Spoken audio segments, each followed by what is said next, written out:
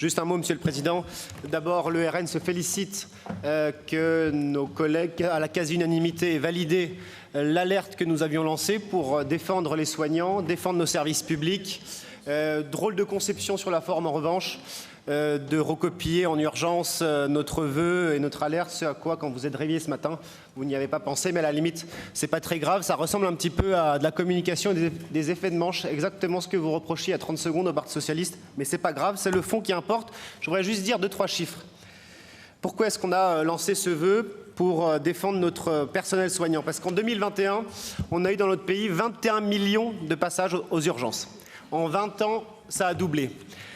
Et en même temps, on a 100 000 lits en moins. Et en même temps, avec la loi Bachelot en 2009, quand vous étiez au gouvernement, Monsieur le Président, sur l'autre rive, vous avez déconsidéré notre personnel soignant qui n'appartient plus à la gouvernance des hôpitaux, les hôpitaux qui sont gérés uniquement par des comptables. Vous avez des personnels soignants dans notre pays qui ont une rémunération inférieure à la moyenne européenne dans laquelle se trouve la Bulgarie ou la Roumanie. Et finalement, on a là une région, la nôtre, qui est largement impactée en conséquence. L'Allier, vous l'avez dit, enfin vous avez recopié, Montluçon a fermé temporairement. On a 4 hôpitaux en Isère, on en a 3 dans le Rhône, on en a 1 en Savoie.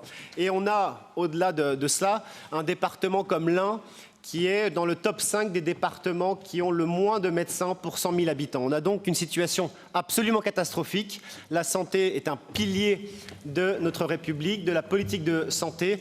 Le RN veut protéger nos citoyens, veut protéger notre personnel soignant et nos services publics qui sont massacrés par les gouvernements successifs. Je vous remercie. C'est la CP de